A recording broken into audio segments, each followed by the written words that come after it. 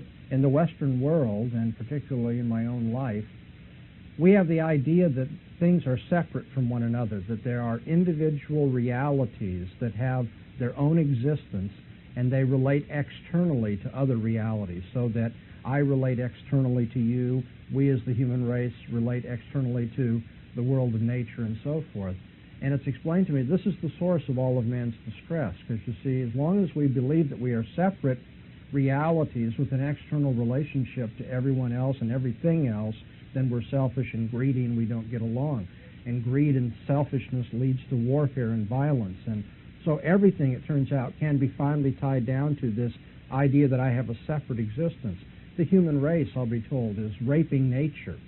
You know, we don't respect the environment round about us because we don't recognize that that too is part of us. And so he goes in for the kill. He says, don't you see, really, reality is one. And that reality that is one is sacred. It's the divine. You Christians think about reality having a creator, but we know better that the whole world is divine, is God. Indeed, is Brahma. I say, well, that doesn't sound very good. What can I do about this problem that I have, thinking that I'm separate from you, and in fact, we're all together, as the Beatles taught us? He says, well, you need to learn to meditate and to do yoga. Because when you meditate and practice the yoga, you will eventually rise above your separateness. And a moment and a flash of enlightenment will come, and you will realize that you are nothing more but a drop of water that has fallen into the shoreless ocean of being. Now, you just have, for the sake of the illustration, you have to bear with me. At that point, I think most Westerners would say, no thanks. Not interested in that. I don't know why I'd want to be, in the shoreless ocean of being. It just doesn't sound like a lot of fun. But, so I bear with him and I say, well, even granting that that's really what I need to do, and that's what I want, what will happen if I have this flash of enlightenment? He says, well, then you will enter into a state that we call nirvana. It's not really heaven as you Christians think of it, but you will enter into a state of blessedness and bliss and peace, and there will be no disharmony anymore. Everything will be one. And inside, even though the external world may appear to continue in its warfare and its strife and all of the divisions and so forth, inside you will realize the oneness of all being. And I say, well, but right now I don't realize the oneness of all being.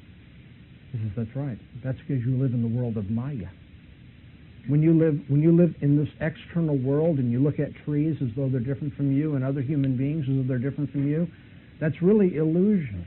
If you were to be enlightened, if you would have this flash of insight, then you would know the oneness of all things, and then you would enjoy nirvana. I said, well, now let me see if I understand this right. According to you, there are no real distinctions. Every distinction, every separation, every division between things is Maya. It's illusion. It's unreliable, and I shouldn't think that way. That's right. I said, and if I were to do the yoga and meditate and so forth and become a good Hare Krishna like you, then eventually I'd be enlightened, and when I'm enlightened, then I'll enter into nirvana where there are no distinctions at all. That's right. And so now, if I have it right, I'm not now in nirvana, right? I'm now in samsara, in the world of illusion, Maya. That's right. He thinks, almost I have a believer. And then I say, well, but don't you see, given this worldview, you're telling me on the one hand, there are no distinctions, and yet where I am now is distinct from nirvana. And so your own worldview contradicts itself. And now the Hare Krishna, who thought he had a believer on his hands, was really frustrated, and he goes, oh, there you go, you Westerners with your logic and that sort of thing. I said, no, wait a minute. You mean you don't follow logic? You don't think you need to be logical? Absolutely not. Logic draws distinctions between things, and haven't you been listening? Distinctions are unreal, and therefore we can't follow logic either. I said, so you don't distinguish between what is true and false because that's a distinction then, right? That's right. I say, well, then what you're saying, that you don't follow logic, means that you do follow logic, because you don't distinguish between the true and the false, do you? He says, well, obviously I can't talk to you. So he's been silenced. And I said, well, now let me explain something to you. I'd like to show you how I see the world. I think your biggest mistake is that you don't see a distinction between the Creator and the creature. You want to treat created things like they had the prerogatives of the Creator himself. And so let's start all over again. Let's assume, just for argument's sake, that this world in which we live and is so full of disharmony and problems, as you've said, that this world was created by God, and God is separate from this world. And this world answers to Him, not only to His sovereign will, but also will answer morally to Him. Particularly, those who have been made to reflect His own character will one day answer to Him for falling short of that. And that's what you're doing right now. You're falling short of His glory because you want to give His glory to the created order. And although there's a lot of sin and disharmony among human beings, the greatest sin is the disharmony between you and your Creator. He's very angry with you for what you are saying and what you are doing.